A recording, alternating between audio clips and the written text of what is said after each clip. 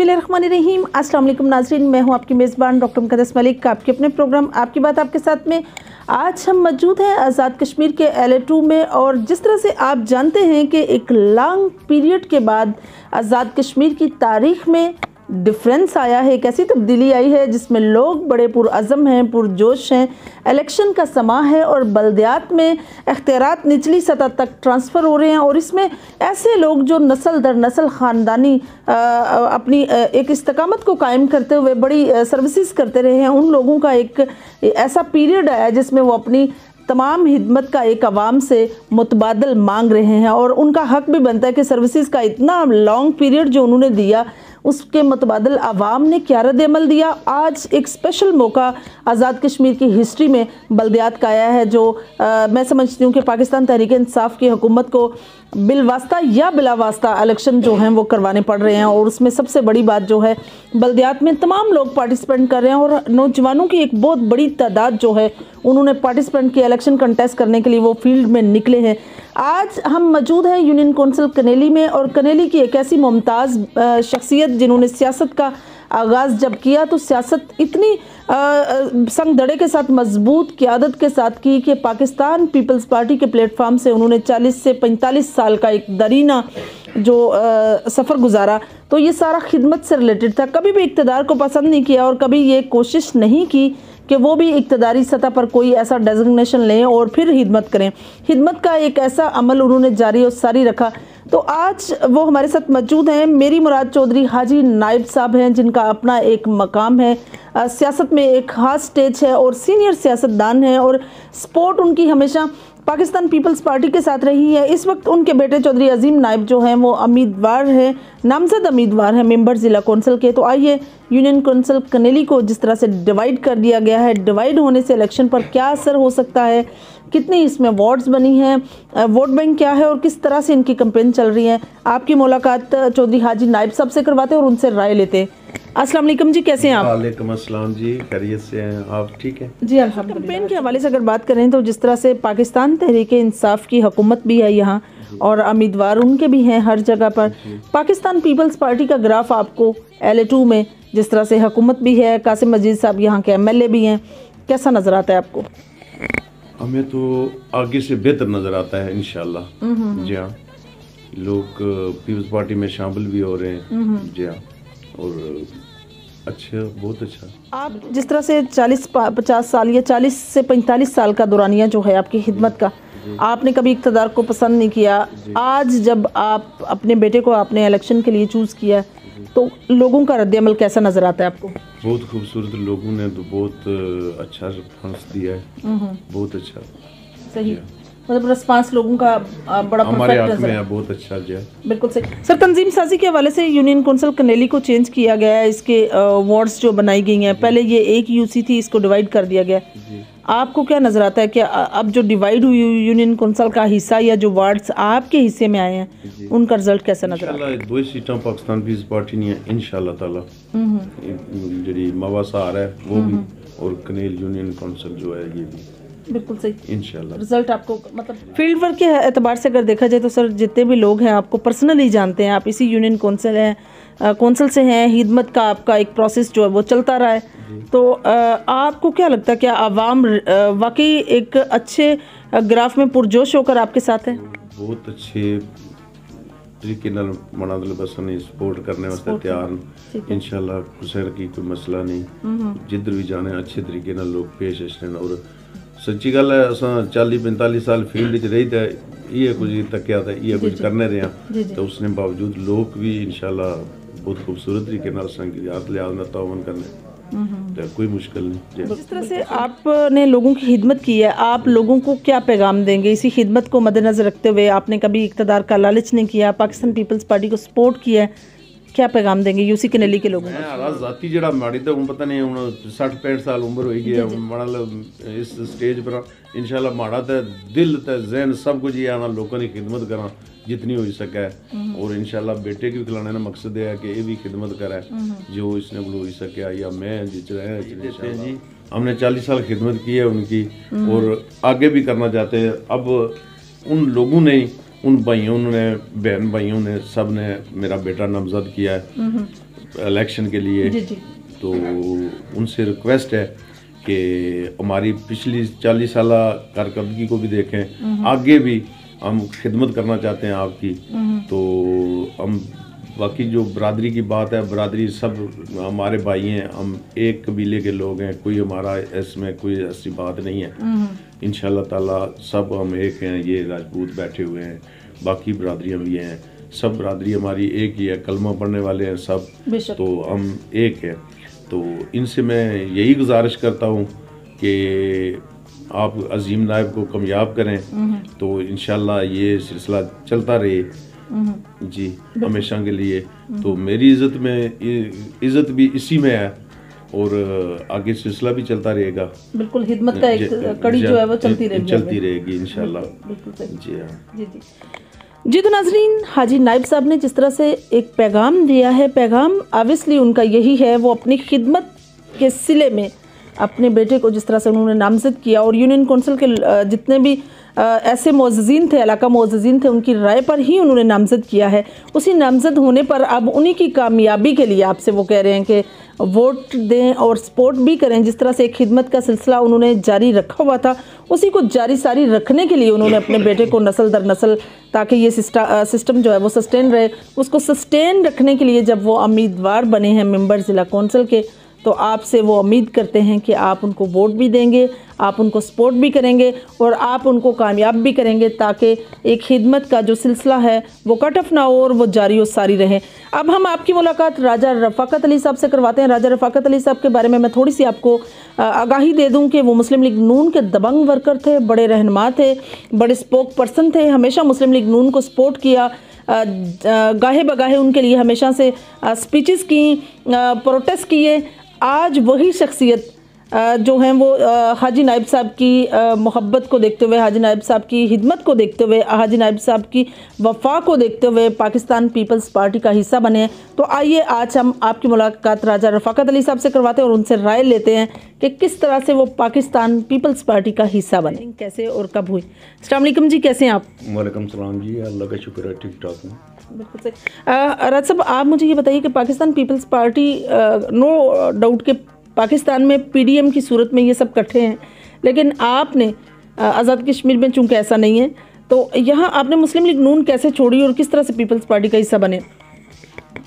जी, हाजी नाइब साहब जो हैं, इनको चेयरमैन फजल साहब मरहूम जो हैं, उनसे विरसे में ये सियासी सीट मिली थी। बहुत सारे लोगों को ये तासर था कि उनके वफात के बाद शायद कनेली का वोट बैंक पीपल्स पार्टी का कायम ना रहे, लेकिन ये तासर बिल्कुल ही गलत साबित हुआ। और हाजी नाइब साहब ने एक ज़माना तक जो है ना, तकरीबन अरसा 40 साल तक हाजी फजल साहब मरहूम की जलाई हुई शम्मा को थमे रखा और मरकज़ में कनेली में बैठे रहे, लोगों की खिदमत की। और इसी खिदमत के इवज़ में अभी तकरीबन 36 साल के बाद आज़ाद कश्मीर में बल्दियाती इलेक्शन हो रहे हैं। मेरा मुस्लिम लीग नून से तल्लक था, लेकिन मैंने इलेक्शन से जो अभी जारी और सारी है कंपाइन इलेक्शन की, इससे कबल तकरीबन 2 माह पहले मैंने हाजी नाइब साहब से खुद मुलाकात की थी। मेरी ये राय थी, बल्कि मेरी ये ख्वाहिश भी थी कि अजीम नाइब साहब एक पढ़ा लिखा नौजवान है, उसको मैदान सियासत में उतारें, क्योंकि हाजी नाइब साहब ने जो भी 40 साल तक पीपल पार्टी की खिदमत की या पीपल पार्टी के लिए दौड़ धूप में शामिल रहे, हमेशा लोगों की खिदमत की। इन्होंने इसके एवज में चौधरी मजीद साहब आज़ाद कश्मीर के प्राइम मिनिस्टर भी होकर गुजरे हैं और बड़े वदों पर रहे हैं, स्पीकर भी रहे हैं।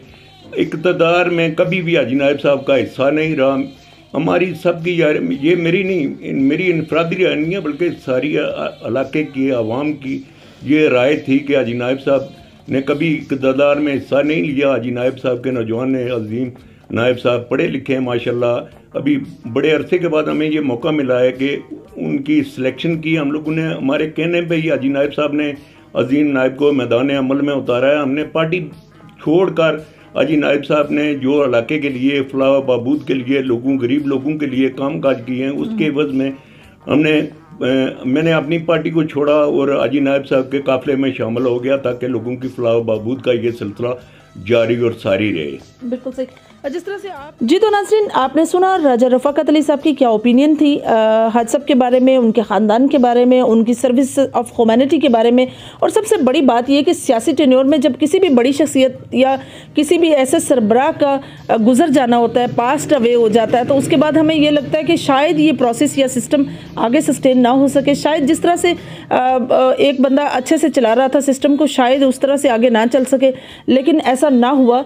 जिस तरह से हाजी नाइब साहब ने अपनी सियासी एक सिस्टम को चलाया और सियासत में एक फुलफिलमेंट की, तमाम लोगों की सर्विसेज की, ये काबिले तारीफ़ हैं। और इसमें जितना भी उनको सलूट पेश किया जाए, राज तहसीन पेश किया जाए, ये बहुत कम है। अब हम आपकी मुलाकात चौधरी अजीम नाइब साहब से करवाते हैं, जो नामजद उम्मीदवार हैं, पाकिस्तान पीपल्स पार्टी के उम्मीदवार हैं, मेंबर ज़िला कौंसिल के। तो आइए उनसे राय लेते हैं कि वो अपना मंशूर क्या देंगे नाज़रीन को। ये बड़ा स्पेशल है और सियासत एक ऐसी चीज़ है जिसका नाम ही दूसरा आबादत और खिदमत है। तो अजीम साहब ने अपना जो रोल अदा किया, उसमें हम पूछेंगे कि उनका मंशूर क्या है। अस्सलाम वालेकुम जी, कैसे हैं आप? जी वालेकुम सलाम, ठीक ठाक, आप कैसे हैं? अल्हम्दुलिल्लाह बिल्कुल ठीक ठाक। दीजिए कि जिस तरह से आप नामजद उम्मीदवार हैं पाकिस्तान पीपल्स पार्टी के, क्या मंशूर है आपका यूसी कनेली के लिए? जी मेरा मंशूर बेसिकली जो है वो वही मंशूर है जो मेरे बुजुर्गों का था, जो मेरी पार्टी की आदत का था। अवामी खिदमत का जो सिलसिला मेरे दादा जान ने शुरू किया था, उसको बाद में मेरे वालिद साहब ने जो कैरी ऑन किया, इंशाल्लाह मैं भी उन्हीं के रास्ते पर चलते हुए उसको आगे कैरी फॉरवर्ड करूँगा। और हमारे मंशूर में इस वक्त सबसे ज़्यादा है नौजवानों की ग्रोथ करनी है, जो हमने उनको खेल के ज़्यादा मौके फ्राहम करने हैं। इसके अलावा उनको एजुकेशन लेवल पे बेहतरियाँ लानी है। स्कूल्स की जो निज़ाम है उसको बेहतर करना है। इसके बाद बुनियादी इंफ्रास्ट्रक्चर में बेहतरी, काफ़ी तकरीबन हमारी जो 95% आबादी है वो इस इंफ्रास्ट्रक्चर से ऑलरेडी उनको अवेलेबल है। जो बाकी रिमेनिंग काम रहते हैं हमारे, इंशाल्लाह मेरी पूरी कोशिश है कि वो जल्द अज जल्द मैं मुकम्मल कर सकूं। इस तरह से आप बात कर रहे हैं इंफ्रास्ट्रक्चर के हवाले से, तो बड़ा इम्पोर्टेंट होता है हमें अपनी यूसी के बारे में। ऑब्वियसली आप इसी यूनियन कौंसिल के रहने वाले हैं, अब नस्ल दर नस्ल आपका खिदमत का प्रोसेस भी चल रहा है। कौन से मसाइल नज़र आते हैं आपको यूसी में जिसको वाकई एक मेरिट पर सॉर्ट आउट करना चाहिए? देखिए, एक तो हमारा यहाँ पे नौजवानों का रोज़गार की तरफ एक कम रुझान पाया जाता था पहले। अब चूँकि वो ट्रेंड चेंज हो रहा है, नौजवान पढ़ा लिखा नौजवान आगे आ रहा है, तो उस चीज़ को मेनली फोकस करने की ज़रूरत है। तो दूसरा जो है कि इंफ्रास्ट्रक्चर में आपको भी पता है कि ये एक पहाड़ी इलाका है। यहाँ पे आज रोड बनेगी, वो 5 साल 10 साल बाद उसकी मेंटेनेंस उसकी ज़रूरी हो जाती है।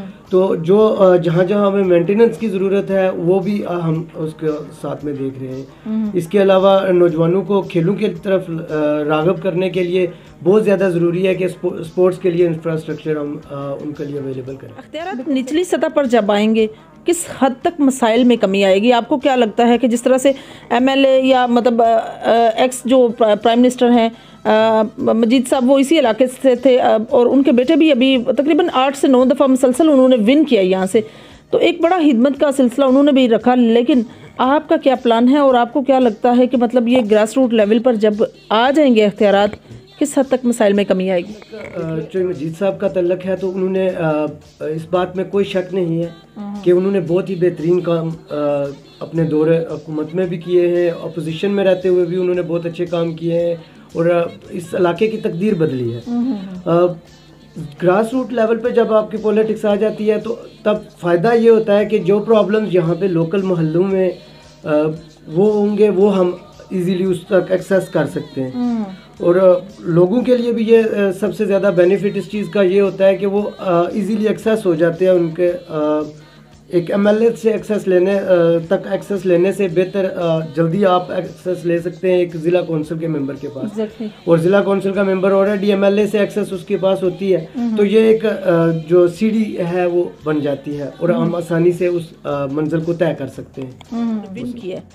मुकाबला आपको आपके कंपटीटर जो यहाँ मौजूद हैं उनके साथ मुकाबला कैसा नज़र आता है? कि आपको एफर्ट की ज़रूरत है इसमें?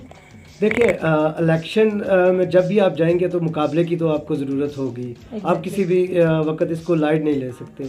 लेकिन जो खिदमात मेरे वालिद साहब की हैं, मेरी पार्टी की जो खिदमात है, हमारा वोटर जो है वो वफा का पैकर वोटर है। इसके बाद राजा रफाकत साहब जैसे और भी हमारे कायदीन जो हैं दूसरी जमातों से, वो इन हमारे कामों को देखकर हमारे साथ शामिल हुए हैं और इनकी शमूलियत से इंशाअल्लाह मुझे 100% यकीन है कि हम ये इलेक्शन बारीक सीरियत से जीतेंगे। मेहनत तो आपको हर वक्त करनी पड़ती है, चाहे वो इलेक्शन से पहले हो चाहे बाद में हो। और हम उस जमात से तल्लुक़ रखते हैं जिसका मकसद कभी भी ये नहीं रहा कि आपने सिर्फ इलेक्शन वाले 2 महीने मेहनत करनी है, उसके बाद आपने बिल्कुल साइड लाइन हो जाना है। हमने इन्हीं लोगों में रहना होता है, हम यहीं रहे हैं और इंशाल्लाह हम यही मेहनत जारी रखेंगे। जो मेरे वालिद साहब ने जितनी मेहनत की, जितना टाइम दिया, इंशाल्लाह मैं भी उतना ही टाइम दूंगा अपने लोगों को, ताकि ये जो एक हमारा फैमिली का एक आ रहा है, अब तीसरी नस्ल इसमें शामिल हो रही है। तो इंशाल्लाह ये सफ़र जारी और सारी रहेगा। बिल्कुल सही। सियासत इबादत भी है और सियासत एक डिफ़िकल्ट टास्क भी है। आपने जिस तरह से ज्वाइन किया, सियासत का हिस्सा बन गया बाकायदा तौर पर, क्या पैगाम देंगे लोगों को सियासी नुक्ता नज़र को देखते हुए, और साथ ही सियासत में आकर आपको कैसा महसूस हो रहा है? देखिए, जैसे आपने अभी कहा है कि सियासत इबादत है और सियासत एक टफ जॉब भी है। इसमें कोई दो राय नहीं है। आपका हर कदम आपकी शख्सियत को वाज़े करता है। नौजवानों के लिए और ख़ास करके मेरे वोटर्स के लिए ये पैगाम है कि हमने बल्दियाती इलेक्शन को पुरअमन और कामयाब बनाना है और इंशाल्लाह जो वोट का रिज़ल्ट आएगा उसके बाद ही हमारी तरक्की, सही मानों में हमारी तरक्की मुमकिन हो सकती है।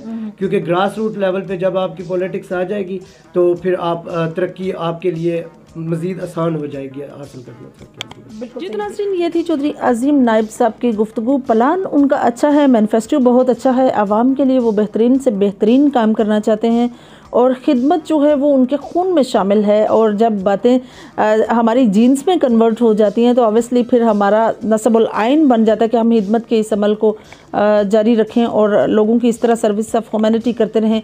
और साथ ही इक़्तिदार जो है वो इनका एक प्रोसेस नहीं रहा, जिस तरह से हाजी साहब ने कभी भी इक़्तिदार के लिए एफर्ट नहीं की।